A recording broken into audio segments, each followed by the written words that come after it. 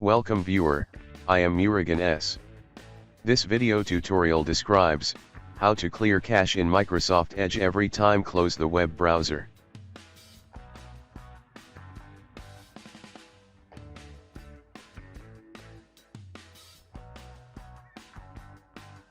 Click three dots on the top right corner, click Settings.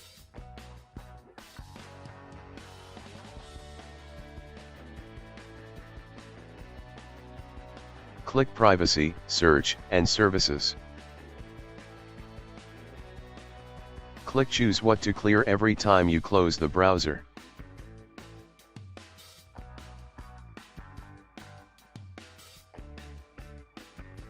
Turned on cached images and files.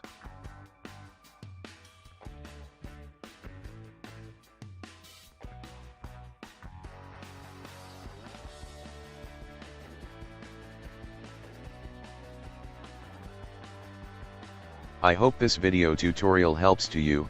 Please like, share and don't forget to subscribe my channel. Thank you very much. See you next video.